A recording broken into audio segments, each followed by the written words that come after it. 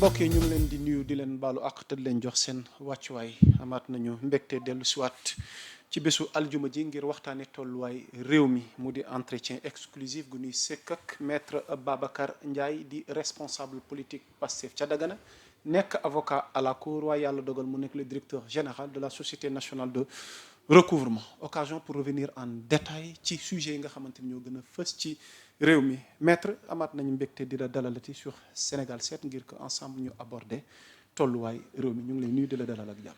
waaw asalaamaaleykum yaa Moussa.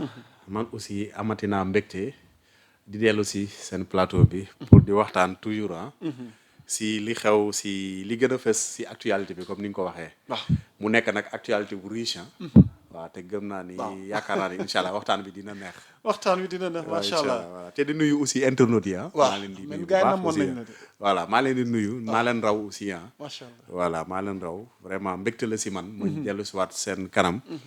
partager ak ñoom wax leen sama xalaat si actualité bi ak sama position si yenn faits yu gën a remarquable sur l'actualité. ok alors ba ma ko mayee damay inverser pyramide bi y a de ces questions yoo xam ne comme dafa dabee diggante démb ak tey ñu évacuer ko.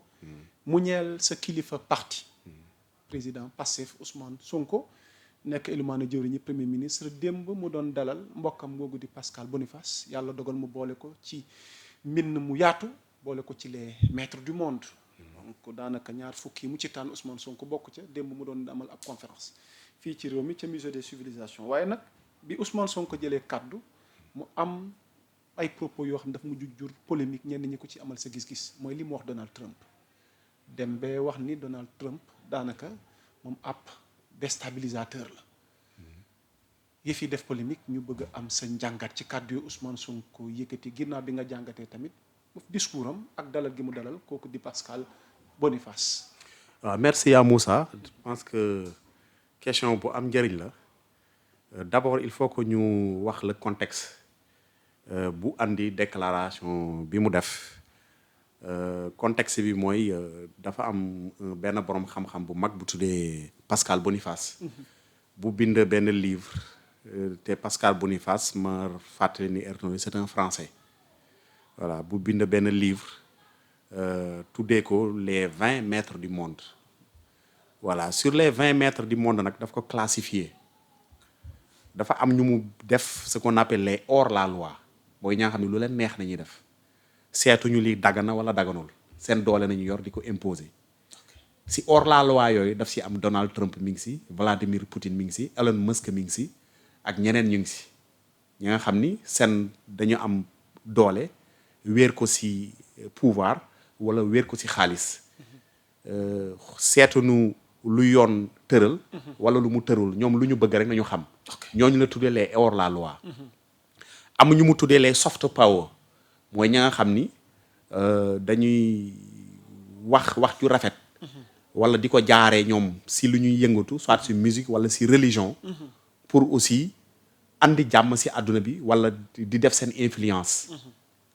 te ñooñu soo xoolee ñu bëre ay millions de personnes da leen suivre dans le monde. cité na si le pape Benoît XVI su ma juumul ak yeneen comme Taylor Swift mu nekk benn musicienne bu mag. ak ñeneen am na ñaa xam ne aussi daf leen boole. sur les multi-alignés mooy ña nga xam ni daan na ko ñoom seen intérêt rek nañuy xool.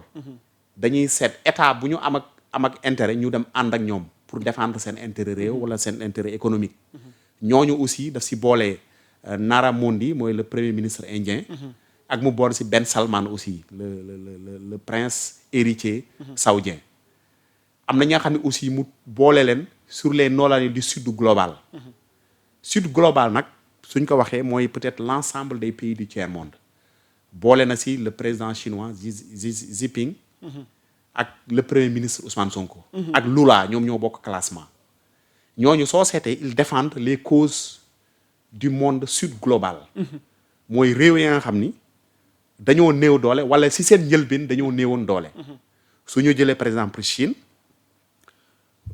mën nañu wax ni c'est la deuxième puissance économique du monde derrière les États-Unis avec un PIB de 18 000 milliards de dollars.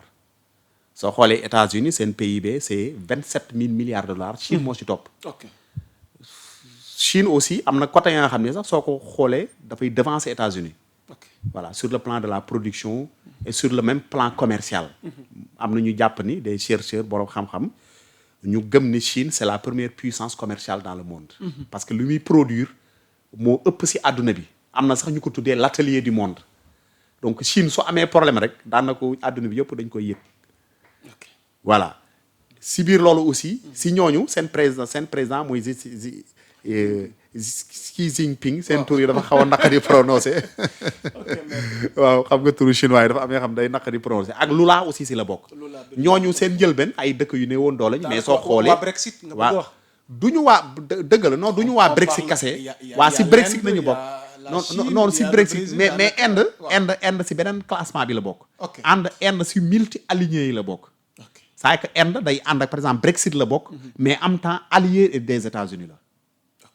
soo seetee Arabie Saoudite Brexit la bokk mais en même temps allié des Américains la xam nga loolu day moo tax mu tuddee leen les multi alignés mais Ousmane Sonko si kii bi mu bokk c'est que les leaders du sud global mooy ñaa xam ne ils défendent les causes des pays faibles Ousmane Sonko si ñoo la mooy Lula ku ko xam c'est le président des pauvres les Chinois ñoom malgré que c'est le deuxième PIB mondial avec 18 000 milliards de dollars mais ñoom il se considère toujours un membre du tiers-monde Chine donc loolu day feeñ sur ses relations avec les pays du tiers-monde avec ce qu'on appelle la route de la soie yaa ngi koy dégg soo seetee ses relations avec l'Iran ses relations avec le Venezuela aussi bon loolu beneen débat la mais le premier Ousmane Sonko taxaw gi mu taxaw foofu. kon ñëwagoo ci kàddu yi mu waaw ñëwaguma dama lay décrire contexte bi voilà contextualité bi.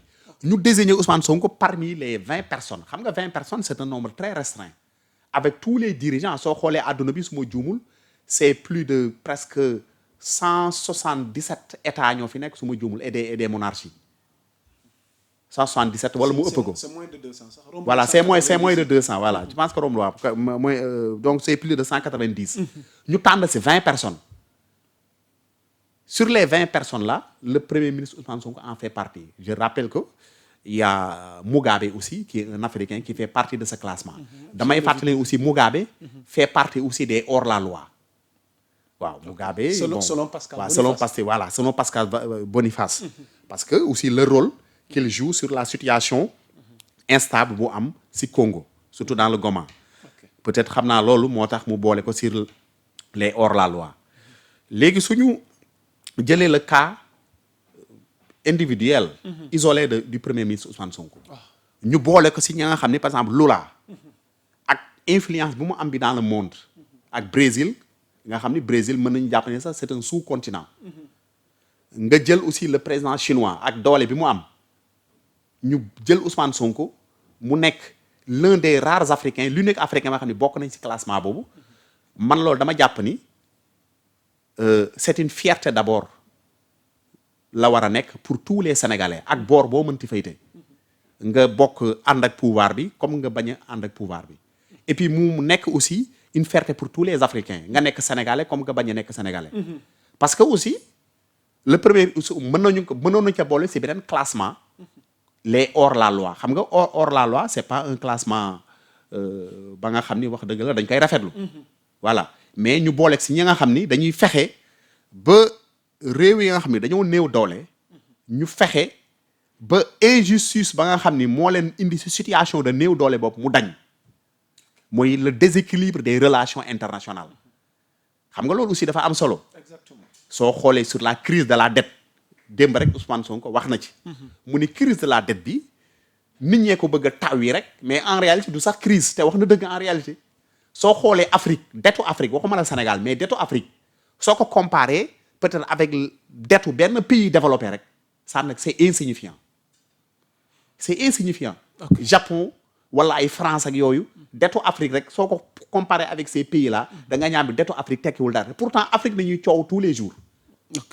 moo tax le premier Ousmane Sonko a profité de cette tribune hier pour plaider en faveur de l'Afrique pour demander un moratoire sur la dette te wax na dëgg pour que les pays sous-développés ou bien nos partenaires multilatéraux suspendent la dette pour une durée de 20 ans ou bien de 30 ans pour permettre à l'Afrique de rattraper ses retards su rattraper ses retards bu boobaa Afrique dina mën a respecter le paiement convenable et régulier de ces kii mais tey jii xoolal exemple bi mu lay jox rek si mois de mars bi on a payé 740 milliards de dollars de francs CFA 740 milliards de francs CFA mais yaa Moussa 740 milliards imagine lan la mën a fajal Sénégal je te donne benn exemple rek laa lay jox l'autoroute waa non xaar ma non waxuma loolu waxuma si ay continuité yooyu dama lay wax rek sur l'ampleur de la dette c'est-à-dire que dette bi c'est-à-dire que préjudice yu muy causer à l'Afrique soo xoolee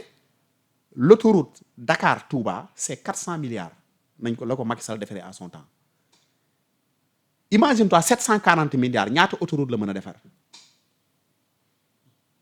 te pourtant dañ koy foyee bor c'est-à-dire que amul ak Sénégal benn retombée dañ koy jël ñu waroon ko def suñu politique agricole def ko suñu politique industrielle def ko suñu politique éducative def ko suñu politique sociale suñu politique sanitaire lépp dañ koy jël fayee ko bor xam nga loolu aussi soo ko jëlee pour le Sénégal nga jël ko pour la Mauritanie pour le Mali pour la Guinée donc Afrique wax dëgg yàlla bor bi bokk na si lu gën a tardel état africain yi te pourtant bor boobu soo ko xoolee de façon globale représenté wul dara par rapport à la dette contractée par les pays développés moo tax le président Sonko doon plaider démb effectivement le moratoire sur la dette. C'est important.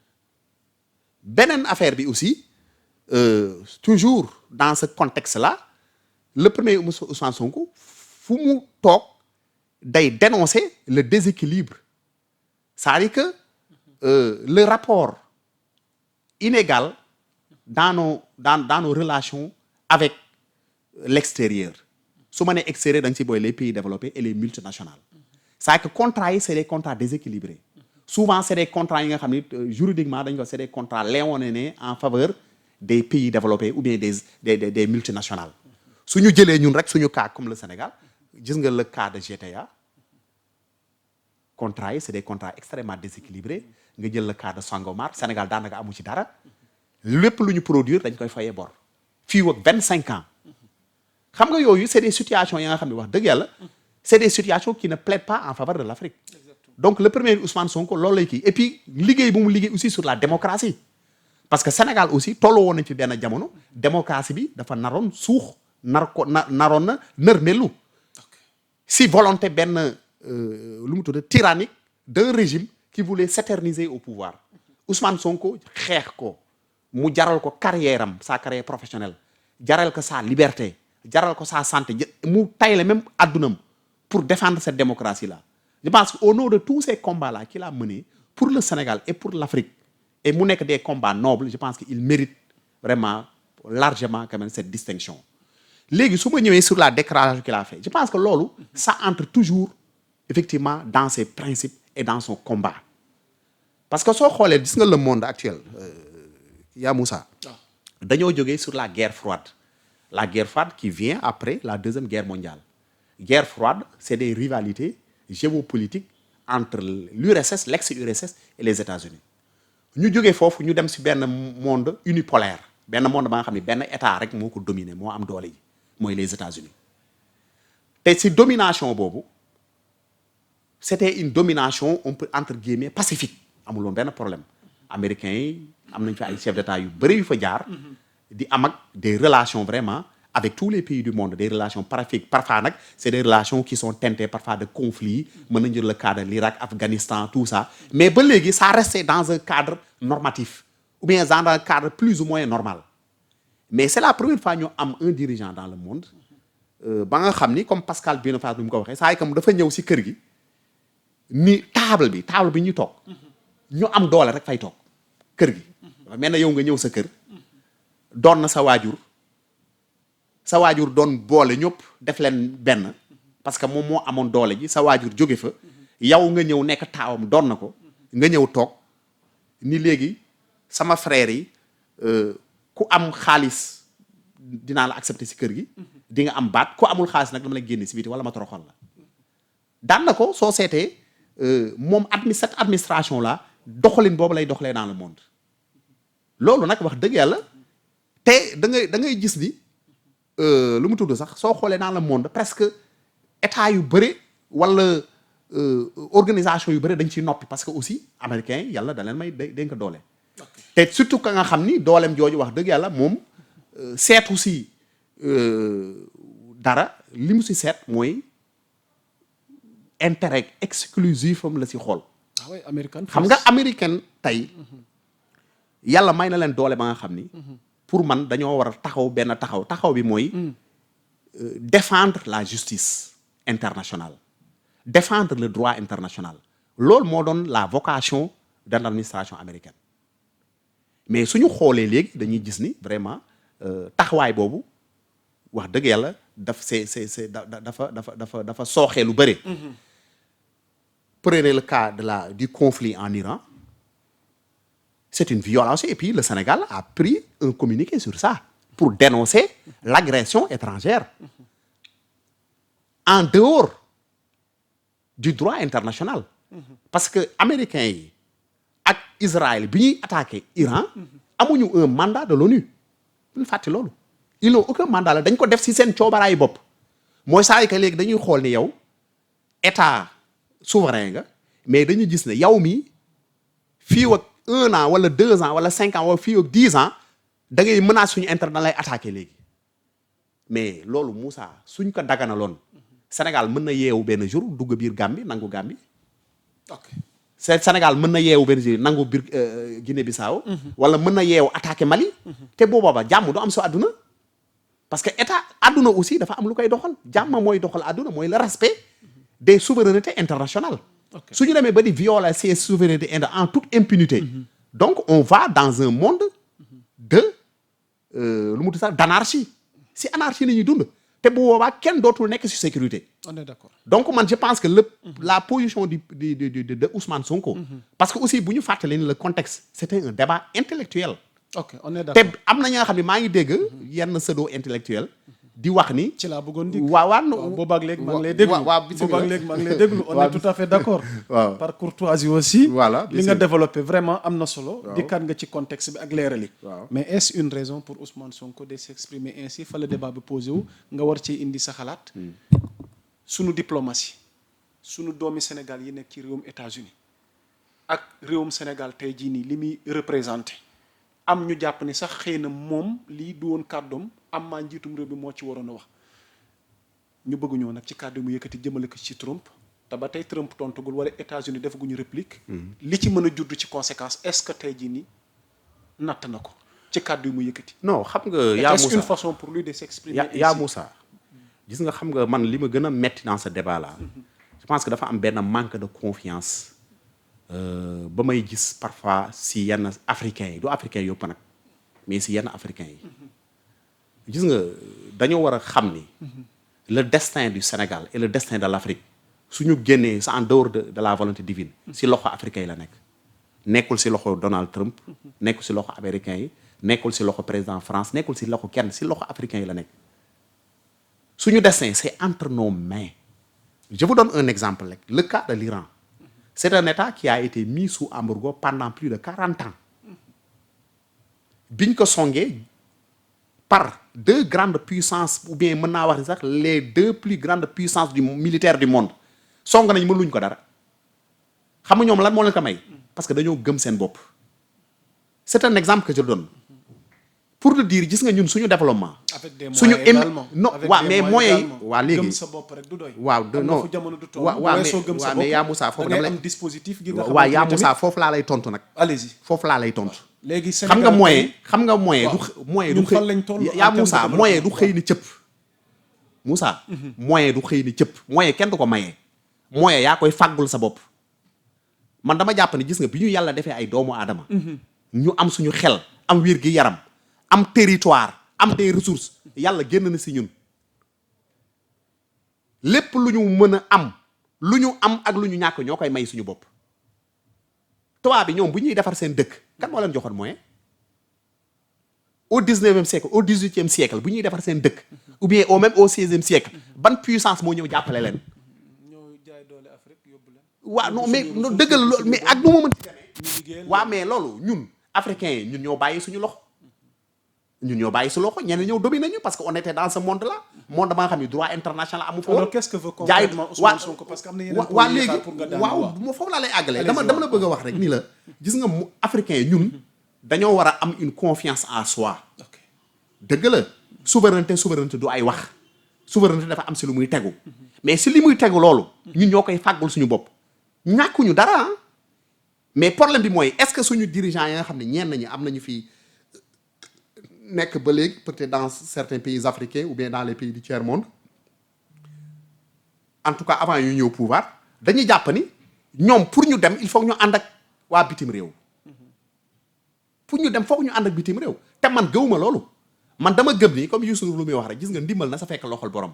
yow da ngay avancer. nga poser ay cas ku ñëw da lay fekk si. te ku ñëw yaa koy wax yow nooy doxalee. léegi si loolu.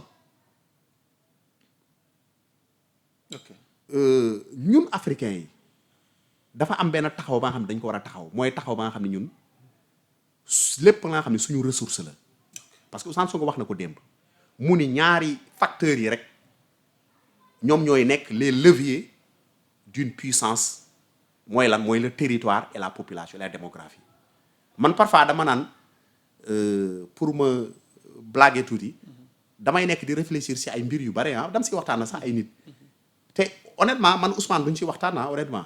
Ah bon? Parfois duñ ci waxtaan honnêtement. Mais parfois dama koy dégg muy wax comme si man ak moom dañ ci toog di si discuter. Man dama yàgg a wax ni l'Afrique est un continent sous-peuplé man yàgg naa ko wax Afrique c'est un continent sous-peuplé. Tu sais que Afrique c'est plus de 10 millions de kilomètres carrés. Est-ce que du 15 millions de kilomètres carrés su ma juumul parce que États-Unis rek c'est 9 millions de kilomètres carrés. L'Afrique c'est plus de 10 millions de kilomètres carrés. Inde Afrique moo ko ëpp c'est un sous-continent mais Afrique moo ko ëpp xam nga Inde population am ñaata la 1 milliard 300 millions d'habitants la Inde Afrique xam nga population am ñaata la 30 millions kilomètres carrés. Kan Afrique 30 millions tu as vu man maa ngi doon minimiser sax mais c'est 30 millions de kilomètres carrés xam nga Afrique population am xoolal Inde kilomètres carrés ñaata la mais gis nga Inde ñaata seen population xam nga ñaata la c'est 1 milliard 300 millions d'habitants. Inde fait l'Afrique. La population de l'Afrique. moo ëpp population Afrique xam nga population ñaata la 1 milliard 200 millions d'habitants. yéeg na 1 milliard 500. Afrique population Afrique yegg na 1 milliard 200. 500. 1 milliard 500 avoisiné na bu Inde bi fi mu ne nii. tu as vu. daanaka je comprends bien fi ngay waxee. tu as vu. Si l'Inde donc fait ça veut dire l'équivalent que de l'Afrique en termes de en population. Voilà. Ça veut dire que xoolal c'est-à-dire que donc notre densité démographique est très faible par rapport à l'Inde et même à la Chine et même les pays développés. xam nga gis nga population dafa bokk ci des facteurs c'est dafa bokk sax moom ci agrégat économique yi.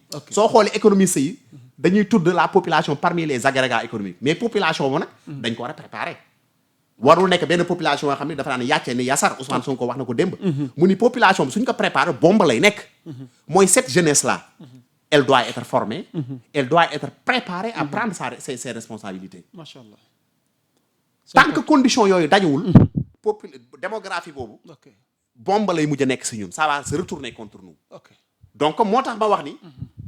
le travail c'est que cette énorme responsabilité là. si ñun la peser wu d'abord. ñun aussi africains yi aussi. on est pauvre mais on a nos dignités quand même.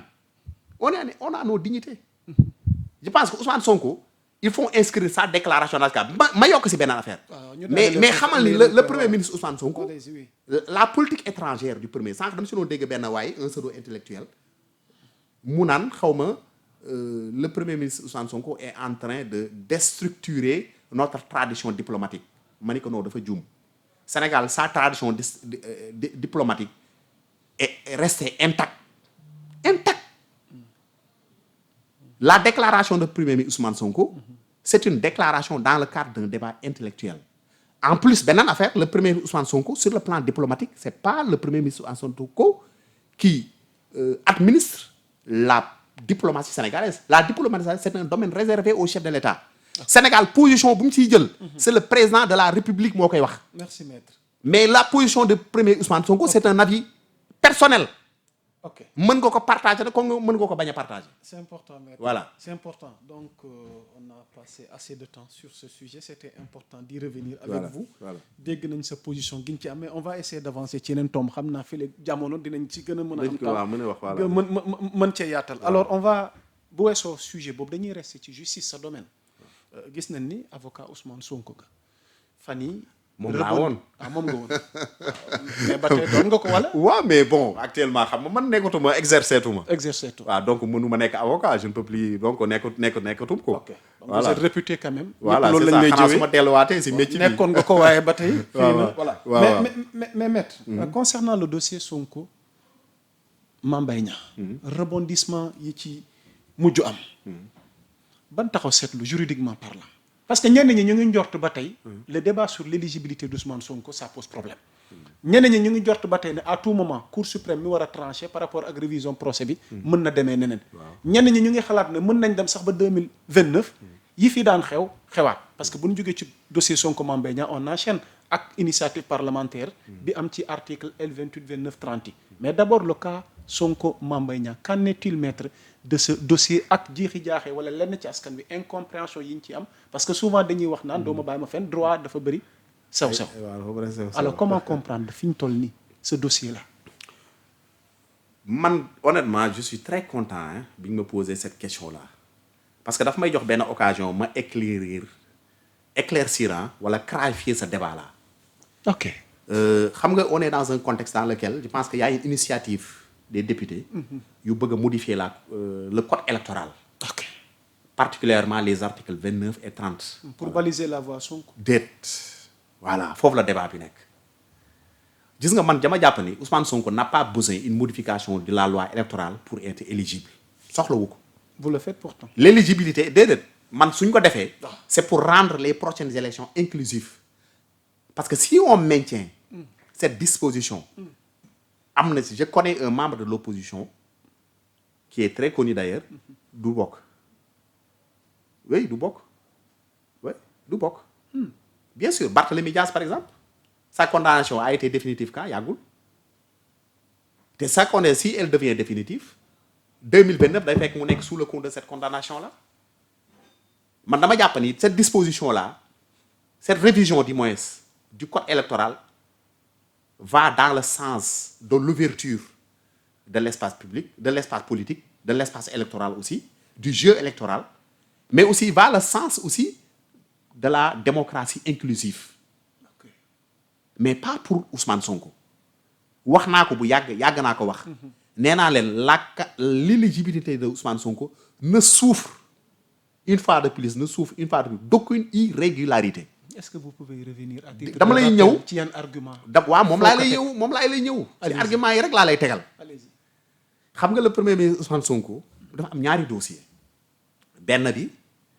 moom jarul sax ma siy ñëw mooy l'affaire Sweet Beauté boobu ñëpp xam nañu l'arrestation d'un contumax anéantit le jugement je pense que c'est l'article 212 du code de procédure pénale donc pour le moment loolu moom mi ngi fële ba keroog justice di jël di ko continuer wala di ko juger nu ñëw si le cas l'affaire Mame Mbaye Niang foofu la coow li yëpp a nekk te loolu dafa yomb yaa Moussa. dafa yomb non c'est très facile. à votre niveau. c'est un du sax équation juridique. non c'est un débat très facile.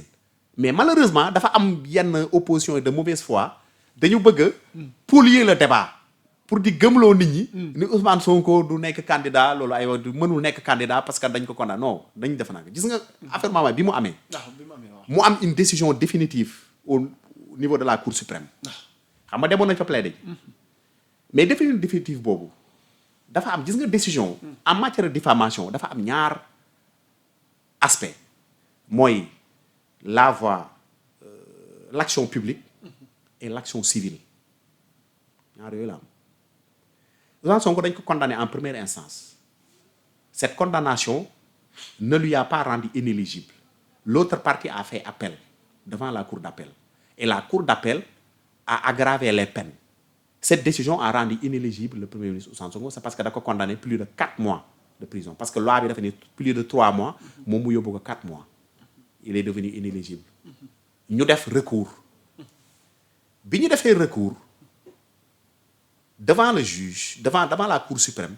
Cour suprême du ma ne sax confirmer mais Cour suprême rejeter notre pourvoi mais sauf benn affaire xam nga la wax.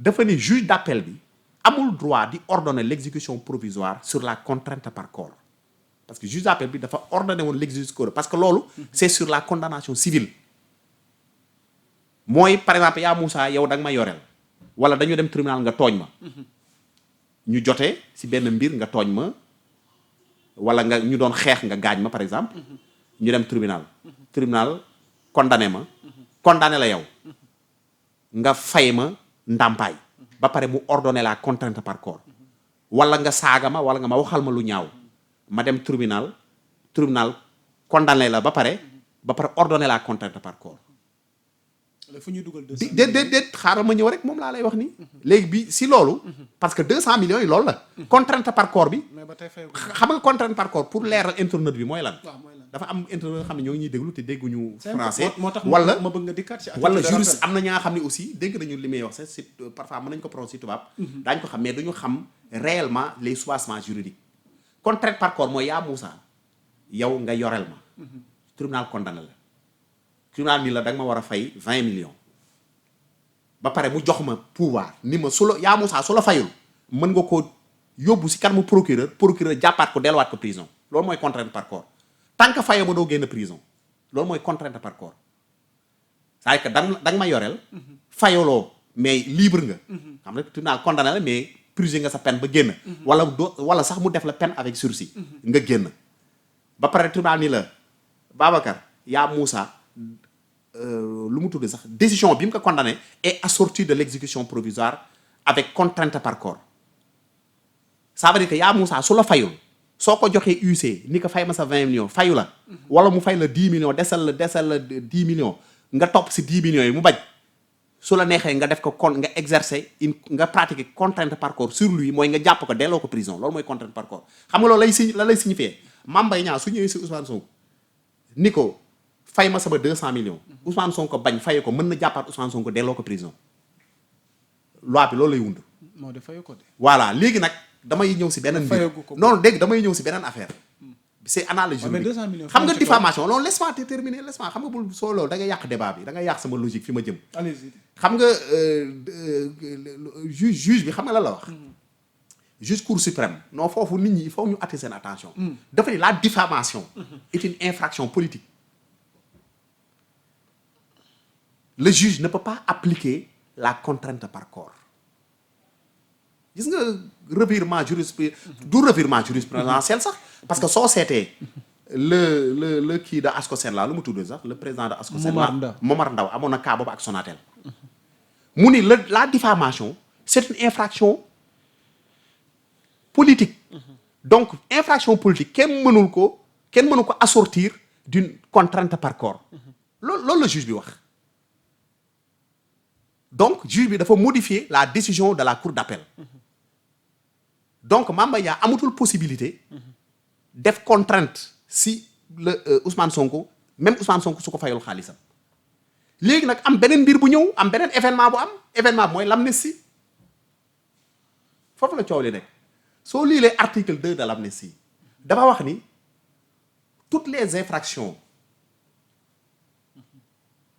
relevant de déclaration politique yaa dégg mooy ak violence yeeg yooyu mu tudd ainsi de suite mu ni toutes les infractions mu cité ay déclaration politique le premier ministre ban déclaration dafa def déclaration cité ni Mame Mbaye Niang dañ ko épinglé moo tax ñu condamné ko pour diffamation donc le premier ministre ça condamné yaa may suivre donc le premier ministre condamnation bu ñu ko condamné c'est une infraction politique donc amnistie li ñu ko condamné comme Mame Mbaye Niang dàq na ko comprendre nga li mu wax ndax comprendre nga d'accord nga wala d'accord non man dégg naa li nga wax mais je laisse l'appréciation à ceux qui nous suivent. waaw d'accord man ngay convaincre public bi ngay convaincre. mais li ma étonné mooy tu parles d'amnistie et pourtant Ousmane Sonko nee na bëggul woon amnistie. non loolu. mais su ko xoolal mu bëgg ko saa que mu bëgg ko mu bañ ko l'amnistie a été déjà voté mënu ci dara.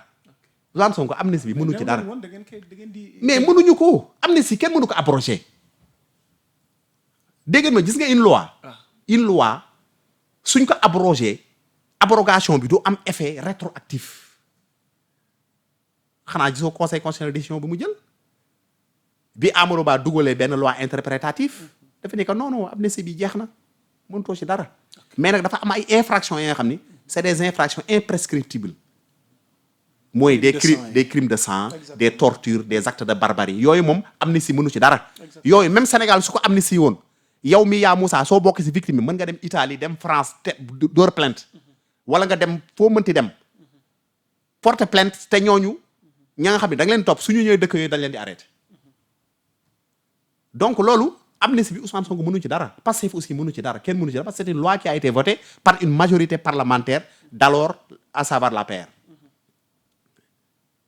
léegi loolu bi mu amee donc le premier ministre Ousmane Sonko dans le cas de l'affaire Mame Mbaye Niang il a été amnistié donc foofu wax dëgg yàlla son éligibilité est restée intacte amatul lenn lu koy sooxe moo tax ma ni par conséquent loi bi député yi di initier pour yóbbu ko Assemblée nationale ñu modifier les dispositions de l'article 29 du code électoral c'est pas destiné à Ousmane Sonko. Ousmane Sonko n'a pas besoin de voter une loi pour son éligibilité en 2029 n'a pas besoin de ça il est déjà éligible te li loo koy wan mooy les dernières élections législatives il a été tête de liste de Pastef te cette liste là a été validée par le Conseil constitutionnel qui est le gardien de la Constitution mën naa wax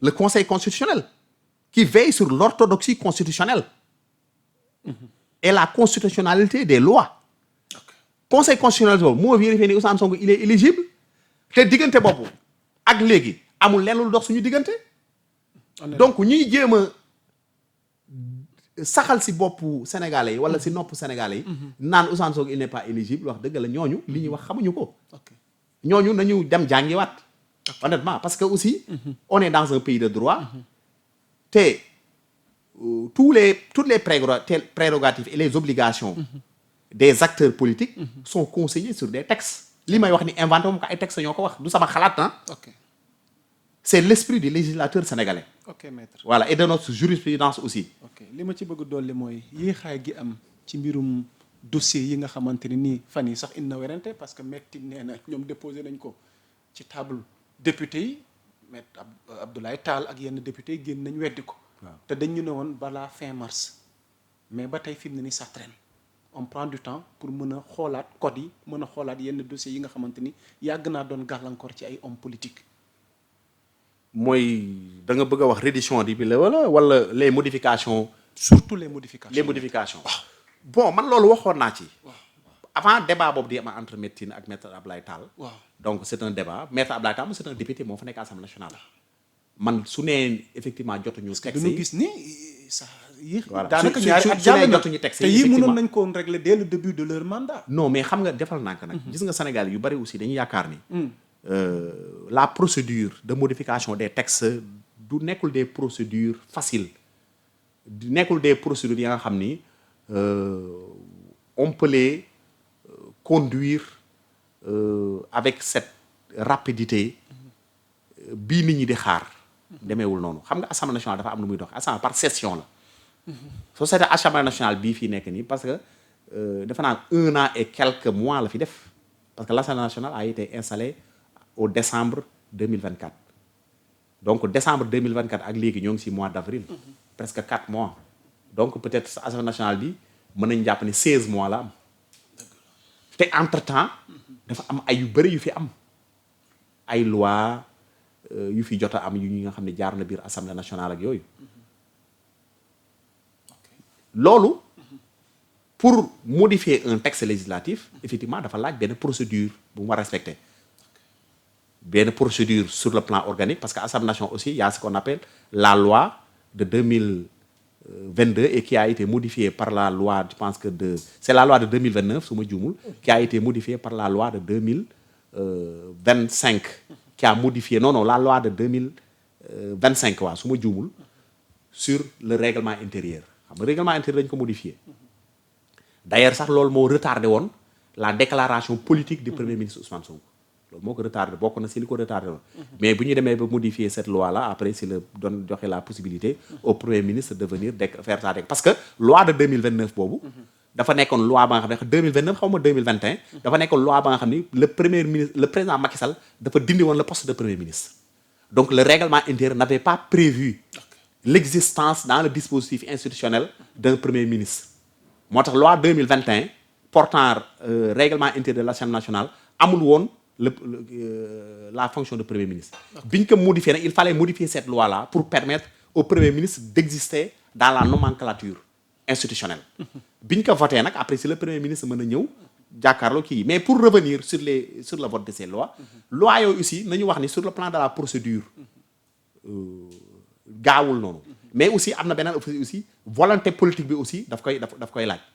Voilà, volonté politique aussi daf koy laaj aussi quoi. Donc raison pour laquelle je pense que man jàpp naa ni le président de la République li mu wax moom laa gëm il est dans cette démb rek j'étais à la rentrée solennelle des avocats. Il a réaffirmé effectivement, il a réaffirmé aussi sa volonté effectivement de faire passer effectivement ses promesses sur les réformes de la justice.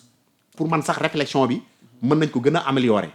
Des na mën nañ ko gën a améliorer sur les réformes de la parce que bon les réformes de la justice c'est un exercice permanent hein. Voilà parce que aussi y a une évolution du droit, y a une évolution du contexte socio-politique, contexte socio-culturel, contexte aussi sociologique yooyu yëpp day évoluer te yooyu da nga ko war a aussi bâtir conformément aussi à ces réalités là. Mais toujours est-il que le président de la République comme ni mu ko waxee démb il est toujours il a réaffirmé sa volonté effectivement de faire passer aussi ces réformes au niveau mais nag aussi dafa laaj aussi des études approfondies parce que man aussi bëgg naa ñu voter des lois pour modifier mais aussi bu ñu gaawantu sinon aussi saafara bu jur jàngoro la ñuy andil aussi loolu aussi il faut que nit ñi bàyyi si xel tamit saafara bu ñuy jur jàngoro lay andil donc pour éviter vraiment de tomber aussi dans ce piège là il faut que ñu dem si aussi ak xel avec sérénité tamit voilà parce que rien ne sert aussi d'aller vite aussi de se précipiter après di delluwaat gannaaw pour réparer waat voilà donc moo tax aussi lu ñu bëgg aussi modifier les textes nañ ci dem ak xel parce que bu njëkk dañ doon gis ni les dirigeants yi fi nekkoon wala les régimes précédents ñoom solution facilité nañ doon adopté solution facilité mooy lan dañuy dem fekk benn loi bu ñu botee France wala ñu botee ko Rwanda wala ñu botee ko Mali ñu ñëw bëgg ko copier coller ko au Sénégal te réalité yi bokkul contexte yi aussi bokkul moo tax aussi sur ce plan là dafa laaj un travail de fond bu sérieux avec des experts avertis et aguerris vraiment pour pouvoir vraiment faire ce travail là nga xam ne suñ ko ñëwee indi Assemblée nationale néew ma dañ koy changer mais ba dañ koy changer ça va prendre du temps. Ok voilà. Maître en tout cas la balle est dans leur camp. Voilà ñu ngi xaar fu wan leen di mujjee kii gëttam alors maître tëjaguma chapitre justice bi. bésu tey jii dafa am renvoi gi am ci benn dossier. mooy cette nouvelle procédure qui oppose Mame Mbaye Niang à Ousmane Sonko devant le tribunal de grande instance hors classe de Dakar, statuant en matière civile. L'ancien ministre moom Mame Mbaye Niang demande l'annulation d'une mutation qu'il estime frauduleuse, portant sur un bien immobilier situé à la cité Keur Gorgui. L'affaire examinée ce 9 avril 2026 a été renvoyée au 22 avril prochain à la demande des conseils du premier ministre Ousmane Sonko, donc qui est le premier ministre du Sénégal. Donc dans son assignation introduite par maître Boubacar Cissé. Non, da nga naan Ousmane Sonko rek. Ousmane Sonko en tant que justiciable quoi. Il y a pas de souci. Voilà. Par maître Boubacar Cissé, Mame Mbaye Niang revient sur le contentieux en diffamation qu'il a opposé aux leaders politiques. Il rappelle qu'au terme d'un jugement rendu le 30 mars 2023, confirmé en grande partie en appel puis par la Cour suprême, Ousmane Sonko a été condamné à lui verser 200 millions de francs CFA de dommages et intérêts pour diffamation et injure publique. Selon le requérant, malgré le caractère définitif de cette décision, le Premier ministre Ousmane Sonko aurait entrepris des démarches visant à se soustraire à son exécution. Il lui reprochait d'avoir procédé à la mutation du droit au bail d'un terrain immatriculé sous le titre foncier numéro 530 GR d'une superficie de 264 m², initialement enregistrée à son nom. D'après les pièces versées au dossier, cette mutation intervenue en mai 2023 aurait transféré le bien à plusieurs membres de la famille d'Ousmane Sonko. Mame Mbaye Niang y voit une manœuvre d'organisation d'insolvabilité destinée à soustraire le bien à l'exécution de la créance judiciaire. Il affirme également que le leader politique aurait reconnu avoir procédé à ce transfert dans le but d'éviter le paiement de la condamnation, une déclaration reprise selon lui par ses avocats. Donc dans sa requête, pour terminer, maître Boubacar Cissé invoque les articles 205-206 du Code des obligations civiles et commerciales relatifs à l'action polienne. Ce mécanisme juridique permet à un créancier de demander l'annulation d'actes accomplis en fraude à ses droits. L'avocat estime que les conditions de cette action sont réunies, la créance étant, selon lui, certaine, liquide et exigible. Voilà. Il met par ailleurs en cause le conservateur de la propriété foncière de Grand Dakar qu'il soupçonne de complicité dans la réalisation de mutations contestées. Les demandes formulées par Mamba Niang en conclusion, maître, la partie sollicite du tribunal la déclaration d'inopposabilité de la mutation litigieuse, son annulation pure et simple, ainsi que la réinscription du bien au nom d'Ousmane Sonko sous astreinte de 10 millions de francs CFA par jour de retard. Elle demande également à la condamnation solidaire des défendeurs à lui verser 500 millions de dommages et intérêts. Dinaa la delloowaat ci sa jamonoy avocat Sonko. waaw vraiment. kon léegi d'accord nga ni avocat Sonko. je suis très content hein. Ah non instant bi nekkuma avocat Sonko parce que. je n'existe pas. mais jamono yi dossier bi pour. waaw non bii waaw bon sa dossier la. bien sûr sama dossier la. xam naa ko bu baax. moo tax ma la ci wax bon de toute façon. xam nga man d'abord dañuy wax rek. je suis pas juriste certes. voilà mais pour ceux qui nous suivent. waaw suivre ci tënk rek nga leeral. waaw si tënk bon xam nga man. dañuy jàpp ni man. wala lan moo xewati. waaw c'est une procédure ah. Mbaye Niang bàyyiwu leen. waaw c'est une procédure. ok. En instruction on peut dire hein. Voilà. Et pendante devant les juridictions. Et je pense que ma déontologie ne me permet pas d'entrer dans le fond, mais je vais dégager des questions de principe. Il y a des auditeurs qui ont dit qu'ils ont vraiment dëgg gi fan la fayte. Li ma bëgg a wax rek foofu il parle d'une mutation frauduleuse hein. C'est ça d'abord l'objet de la procédure. Voilà. Mutation frauduleuse mooy c'est-à-dire que nga muter terrain maa xam ne moomuloo ko waaw par exemple yaa Moussa nga ñëw fekk sama terrain nga nekk sama doom wala nekk sama rak wala nekk sama jarbaat fekk sama terrain jël midee ko def ko su turu jabar te moomuloo ko xam nga loolu mën a nekk te loolu su amee peut-être y a la complicité de certains agents de la conservation foncière ñoom loolu nañu wax xam nga mutation bi kañ la maa ngi leen ngeen c'est le 23 mai mais le 23 mai la décision n'était pas définitive. On est en matière pénale. On est en matière pénale. Hein? La décision n'était pas définitive. Et tant que la décision n'est pas définitive, donc, le Premier ministre est propriétaire de la décision. C'est son khalat. Comprendre les mots? Donc, à ce niveau-là, je me ce débat-là, ou bien cette procédure-là, bon, je respecte les gens engagés, mais quand même jàpp naa ni wax dëgg yàlla Ousmane Sonko n'a commis aucune faute en mutant effectivement fekkee mutation boobu am na au nom de ses ayants droit voilà donc wax dëgg yàlla parce que délai de mutation aussi da si am solo tant que la décision n'est pas définitive yaa Moussa man ak yow su ñu amee problème par exemple ñu am problème foncier bi nekk si sama tour nga engagé une procédure par exemple de recouvrement contre man ma yoreel la xaalis par exemple ma yoreel la 500 millions wala nangam nga ne naa la fay sa 500 millions alors que man am naa benn terrain buy jar 1 milliard wala immeuble buy jar 2 milliards sama tur la nekk ñu nekk si yoon di jóg ak di daanu mais terrain 2 milliards immeuble man maa ko moom ba léegi sama tur la nekk ah. On est en procédure mais maa ko moom ba léegi lu ma neex laa ciy def su ma neexee ma jaay ko c'est-à-dire que j'ai un pouvoir de disposition mën naa ko jaay mën naa si def lu nekk. mën naa ko utiliser à ma guise mën naa ko céder loolu su mu ko defee yoon du ma sot mais nag si la décision kii bi ñu may topp si elle est définitive. en tout cas renvoi am na ba le 22. yaa man fan lañ mën a jëm fan la wan ne mu jéggatam ci dossier bi fan lañ ci mën a. non dama lay wax rek. si la tant que la décision n'est pas définitive. te beneen affaire dama si yokk tamit. allez-y maître vite fait waaw. Même si la décision n'est pas définitive. Le terrain reste toujours, ou bien la maison reste toujours propriétaire du Premier ministre. Parce que aussi, rien ne vous dit que, effectivement, que da ngay ñëw rek ñu condamné la nga am yoon nga am dëgg si yoon ñu li la diw yoral na la temps kër gi yaa ko moom kër gi moomuloo ko ba léegi ki ñu condamné la personne qui est condamnée moom kër gi lu ko neex la ci def yow nag bu boobaa mën nga dem. xanaa déggoo Mame Mbaye Niang li muy sàkku ak li mu wax. waaw non dëgg la yooyu yëpp déglu naa ko non déglu naa ko yooyu déglu naa ko loolu amul solo. Amul solo. Okay. Li am solo mooy ce que dit la procédure rek. xam nga le droit de la propriété aussi est protégé par la loi. Okay.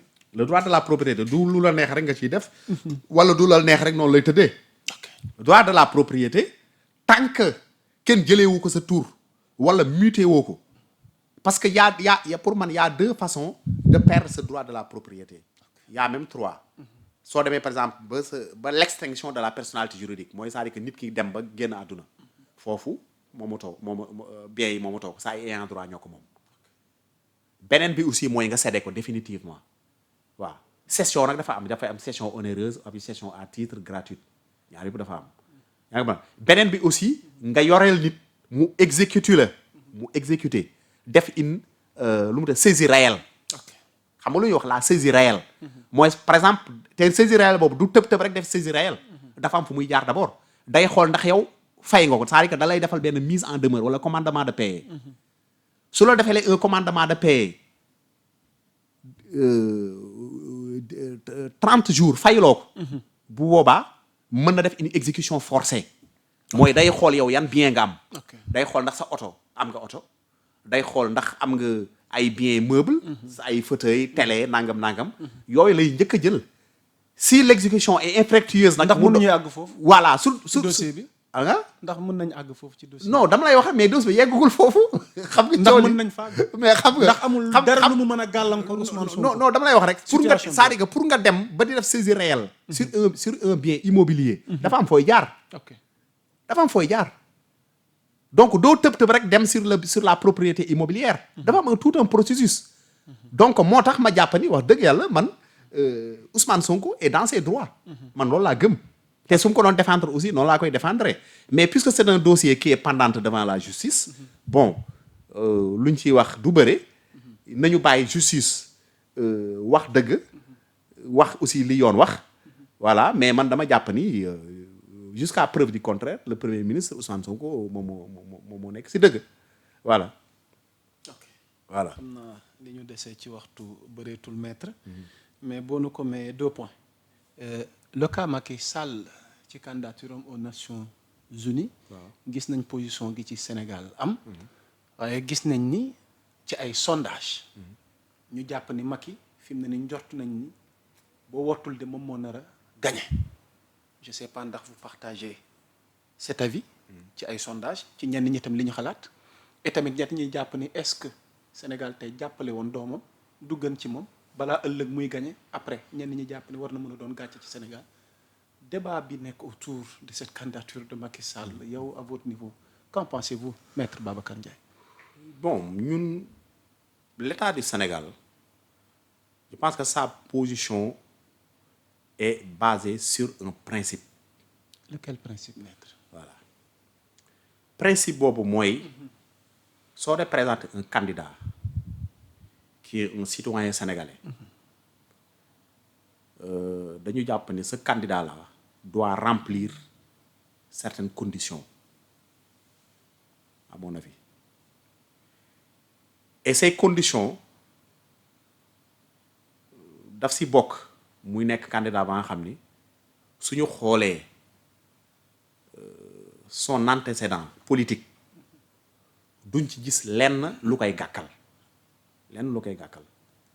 mais soo xoolee le président Macky Sall de 2019 wala de 2021 à 2024 son mandat a été émaillé par des violences inouïes sur les populations sénégalaises inouïes te lui moom moo nekkoon le chef d'État te ces violences-là ne sont pas encore clarifiées pour xam moom son degré d'implication ou de responsabilité dans ces violences-là.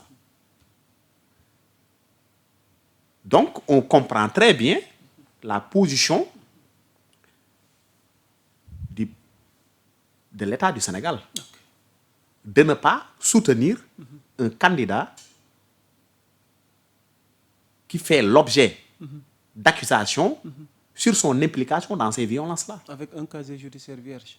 non waxuguma casier judiciaire vierge. parce que man li ma bëgg tamit boo ma ko mayee tamit waaw autant on est d'accord. waaw non d'accord man waxuma loolu. man c'est que loolu yow la engagé mais man ça ne m'engage pas. mais l'État du Sénégal quel a été ay actes yi nga xamante ne posé na ko à l'endroit de Macky Sall parce que boobu ba tey Macky va librement à ses occupations rien ne pèse sur lui ana accusation yi ana li ñu def sur le plan juridique wala judiciaire mu jëm ci ndoddam yaa Moussa waaw man je te parle de fait xam nga fait yow fekkee nga ko fekk c'est des faits qui nous sont contemporains. mais quelle est la yow responsabilité fekkee de nga l'État du Sénégal par rapport à ces faits Macky tey lan waaw lañ koy loolu toppee mais loolu c'est loolu Macky tey lan lañ koy toppee loolu c'est maître comprendre naa bu baax li ngay wax waaw léegi entièrement d'accord mais tey Macky lan lañ koy toppee waaw laisse-moi terminer man dama lay wax rek mu def fi lii yëpp ñu bàyyi ko tey mu am liberté am ba di mën a tala doon candidat après léegi ngeen ne état du Sénégal mën nañ nangu sa position waaw dëgg la je déglu naa la bu baax man je te parle de fait xam nga les faits là je le répète je le dis et je le répète c'est des faits qui nous sont contemporains yow fekkee nga ko man fekkee naa ko xanaa ñu juddoon bërki démb wala tey ñoo ko fekkeewul mais ñi nekkoon fii Sénégal de 2019 à nos jours xam nañu c'est des faits qui sont avérés qui sont là léegi nag la judiciarisation de ces faits là loolu c'est un autre fait loolu la mooy le débat sur la justice qui doit être faite sur les victimes du régime de Macky Sall kooku c'est un autre débat mais man je te parle de fait te justice comme li ñuy wax rek justice n'est pas lu mu tudd sax ne fonctionne pas comme ñun nu ñuy fonctionner. Elle a son temps. Voilà justice dafa am temps le temps de la justice n'est pas celui des hommes justice dafa am temps Macky Sall fii ak ba 10 ans mën nañ ko juger parce que les actes très graves yuñ ko jàppee neew ma moo ko def en tout cas si magistère am la am mën nañ ko juger fii ak 10 ans je te donne beaucoup d'exemples l'exemple de Pinochet est là l'exemple des criminels rwandais est là des Hutus l'exemple Congo bare na ay criminels xam ne depuis 95 la ñu amoon ba léegi ñoo leen di jàpp di leen condamner l'exemple des Khmers rouges les Pol Pot ñoo ngi noonu bi ñuy def seen actes yi c'était dans les années 1970 pourtant justice topp na leen am na ñu si condamné mën naa la citer des milliers des centaines d'exemples donc moo tax ma jàpp ni Macky Sall ku jàpp ni génn na si justice da ngay wax da nga xamul justice muy doxee. ok da nga xamul justice muy doxee. ala kulli aal man gëm naa ne justice dina am xaw ma nag tey la wala suba la mais incha allah justice dina am tant que incha allah le régime de Pastef est au pouvoir incha allah justice dina am. léegi nag léegi beneen cas bi. waaw léegi beneen cas bi. voilà est-ce que le régime de Pastef ba tey moo nekk au pouvoir maître. waaw non loolu non mais ñoo nekk au pouvoir ba léegi le président de la République Pastef la bokk c'est un membre de Pastef. donc c'est un membre de Pastef. bien sûr il l'a dit. waaw mais moom laa gëm. est-ce que vous le considérez toujours comme membre membre man de loolu laa ko considéré ba léegi. man je le considère comme membre waaw mais ñooñu ça les engage. mais man je le considère toujours comme un membre de Pastef ëppalewu ma ko Pastef dara. il est toujours un membre de Pastef ni Ousmane Sonko nekkee membre noonu la fa nekk membre. léegi ñu continuer voilà ñu continuer suñu cas boobu donc léegi. au nom de ces exactions là. très violentes exercées sous son magistère. ñun dañu jàpp ni. c'est pas décent ñuy soutenir sa candidature. parce que ONU aussi ku koy juger ONU du ay caaxaan. tu dois être un exemple de vertu. mais su gagné ça n'engage que ceux qui ont voté pour lui. loolu ça n'engage loolu amul benn impact sur le Sénégal. s'il gagne ñun on prend acte et puis te loolu génneewu ko te loolu. ça ne le dédonne pas des faits qu'il est supposé commettre.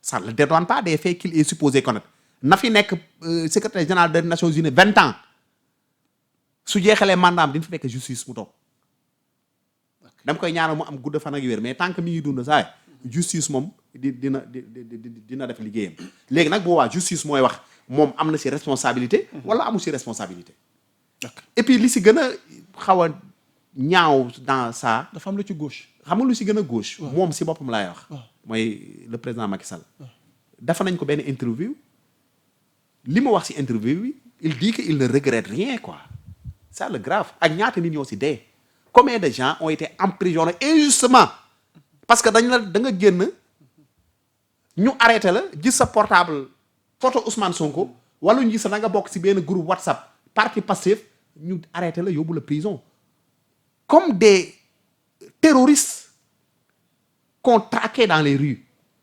Ça nous rappelle l'Allemagne des années 1930. Sénégal, attention.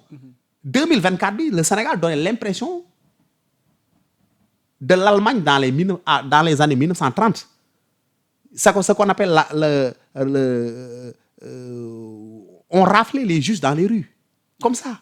Juifs, bu ñu jàpp jël la yóbbu la dans les camps de concentration. Est-ce que vous comprenez? Donc loolu day wane ni rek Sénégal moo tax may wax ni Sénégal nañu ñaanal Ousmane Sonko ah amel nañ ko ay ñaan Sénégal yëpp laa wax ça je vous le dis ah Ousmane Sonko nuy été moom góor yàlla bu taxaw faire face à Macky Sall lambaay dina ñaaw ça je le dis ah c'est pas parce que dama ànd ak moom wala Pastef laa bokk lii je le dis en toute objectivité. Et si Sonko finalement bu ñu jeexalee Macky Sall fi mu bëgg a daanale te sànq ma junj ko faisait face à Diomaye politiquement parlant.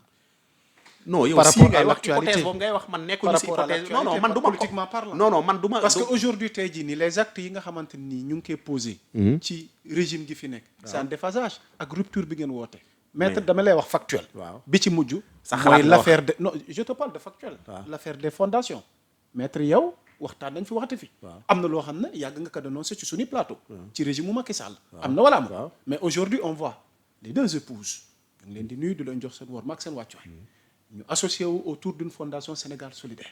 ci loo xamante ni démb dañ ko wàccoon ci bi que soxna yi Macky Sall ñu koy wax Marème Faye Sall di ko def. comment comprendre une telle situation maître. non fondation araamul fondation ñaawul fondation deful dara fondation en tant que tel laa wax fondation amul problème mais fondation bi ni muy doxee ak ni muy taxawee loolu la ñuy wax mais fondation en tant que tel man dama jàpp ni lu rafet la lu baax la mais fondation ba nga xam ni peut-être da ngay jël alalu askan wi la nangam si yooyu nañu wax mais fondation ba nga xam ne da ngay ñëw pour liggéeyal askan bi mais fondation ñaawul nit ñee ko bëgg parce que niñ ko doon defee bu njëkk niñ ko doon defee laa wax bu njëkk ñi fi jiiti woon def ko mu nekk vraiment benn genre moyen pour def si yeneen yi nga xam ne wax dëgg la nit ñi rafetlu wuñ ko loolu moo tax ñuy wax mais fondation suñ ko tegee si yoon rek vraiment lu ñu war a rafetlu la man awma problème boobu j'ai pas ce problème là xam nga nit ñi parfois dañuy nekk si ay débat yoo xam ne amul njëriñ en réalité problème bi mooy li ñuy def ndax jaar na yoon wala jaarul yoon man je regarde sur les faits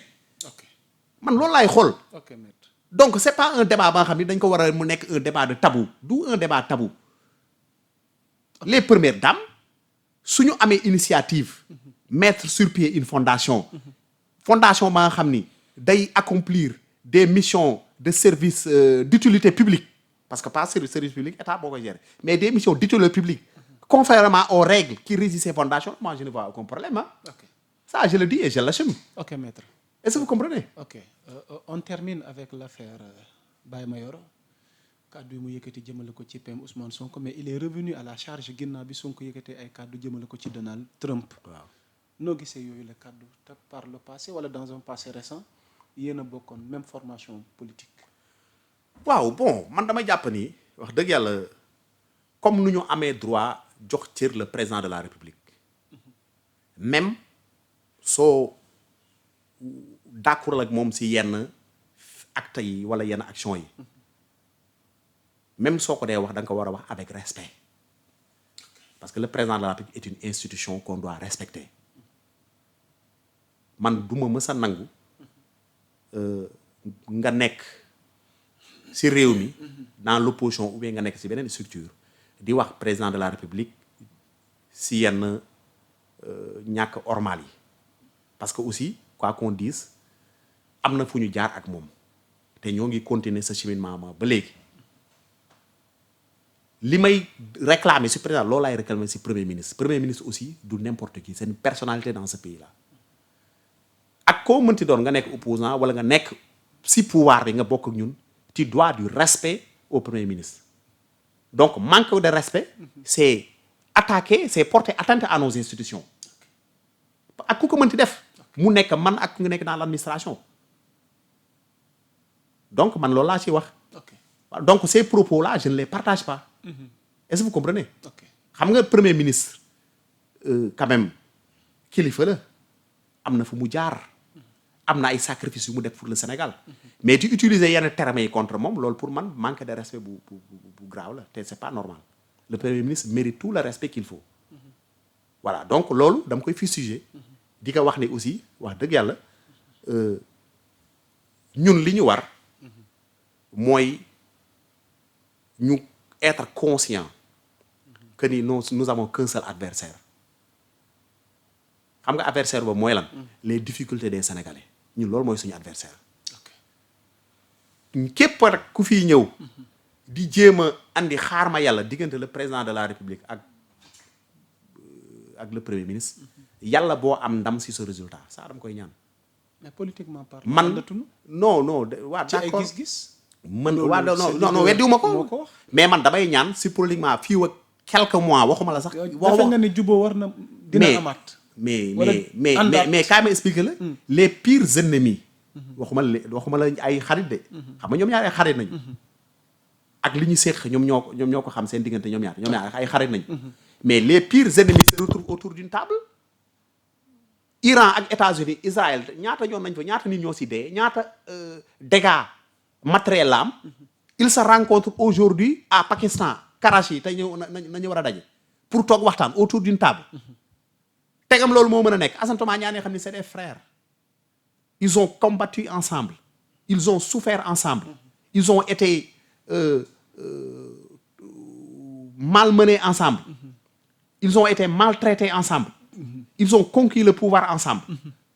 mu am quelques divergences politiques. loolu je ne vois aucun obstacle à ce que demain te damay ñaan nekk mu nekk tey wala suba ñu dajawaat nekk benn continuer leur cheminement parce que loolu moo jig Sénégal loolu moo leen jig moo jig Sénégal et puis moo jig Afrique.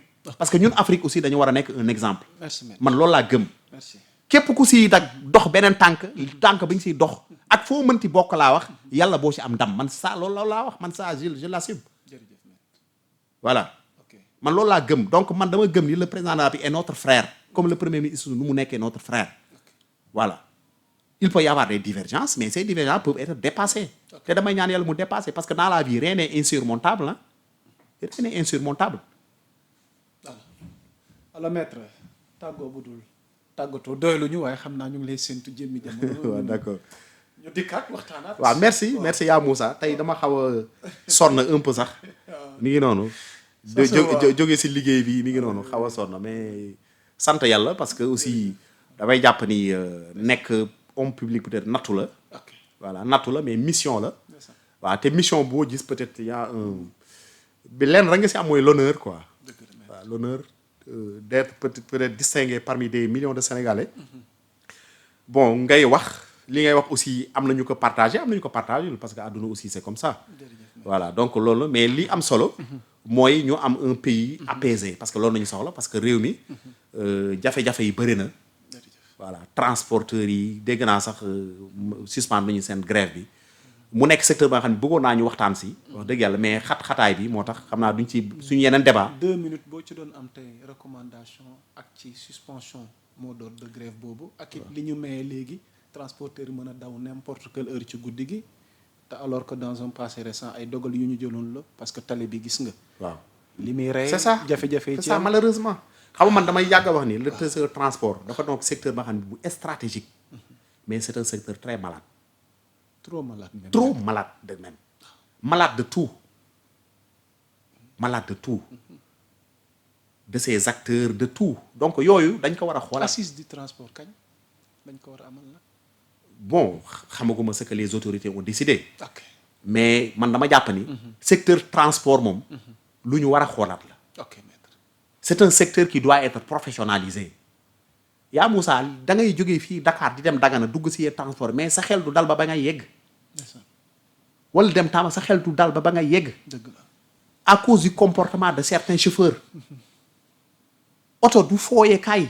dëgg la. te man dama jàpp ni. c'est un plaidoyer que je fais allez-y. les lois qui condamnent des homicides on dañ ko war a durcir ces peines là ni ñu durcir les peines xaw ma ne les actes contre nature là. loolu ñu durcir ces peines là.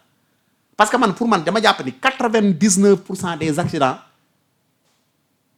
reposent sur des causes humaines nit ñi la du oto yi du dara ñoo ngi wax cheikh chérif yi nañ ci wax lu leen neex mais cheikh nitu koy dawal nit mooy dawal cheikh chérif yi. Il y a même des études qui confirment ce que vous dites. mais c'est ça ay japonais ñoo ko defar ñëpp xam nañu japonais yi duñu caaxaan si affaire sécurité ak affaire rigueur japonais yi kuy jaay sécurité ak rigueur moom ñoo la ko ëpp ñooñu duñu defar seen ay oto mu nekk ay oto Malick Foro.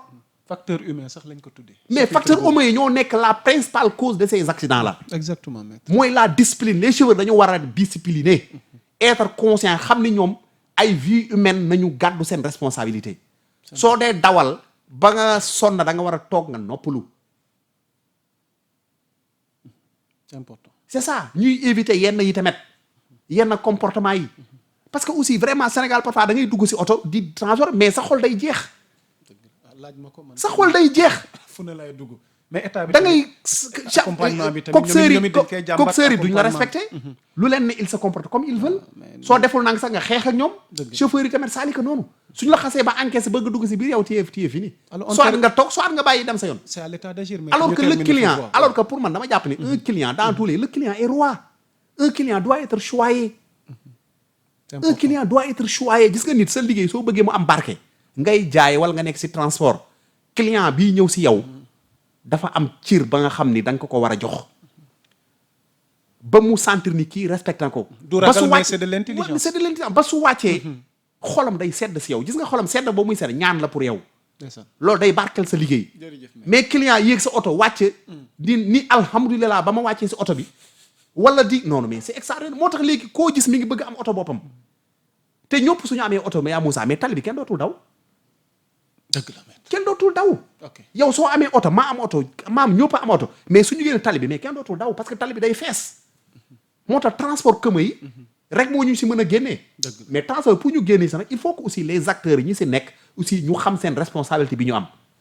voilà te pour man loolu aussi état bi am na rôle bu mag bu mu ci joué. voilà lan ngay yóbbante état ci rôle am vite fait. non état bi. man pour man mi ngi def ay accompagnement bi tamit voilà créer les conditions yi favoriser tam li ngay wax ni tamit am na solo. non c'est-à-dire que pour man état bi man dama jàpp ni le premier ministre le gouverneur premier dañ ko war a remercier ay le président de la république. mais transport commun yi ils ont bénéficié des baisses sur le prix du carburant le gasoil et lu mu tudd sax ak super bi. ils ne l'ont pas appliqué dans les prix de.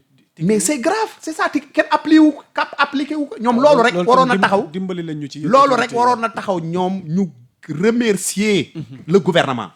te dama jàpp ni seen grève bi pour man c'était néew ma bu ñu amuñu droit grève de mais pour man c'était pas le bon moment. xam nga gis nga yaa Moussa. soo yeewoo ñu ne la sa bàyyi fi mu doon liggéeyee dàq nañ ko fa wala lu mu doon am amatu ko su la digaloon ni la weer bi su deewee dinaa la jëndal portable weer bi su deewee wax dëgg yàlla soo amee xel waroo ñëw si moom ni ko papa portable bi ma digaloon. jërëjëf mère waxtu wi. xam nga li ma wax. kon jarul may dugg si détails yi. c'est important donc loolu la quoi c'est important maître di la jaajëfal vraiment ci disponibilité bi malgré coono waaye saa suñ la soxlaa ngir waxtaane réew mi nga daal di teew.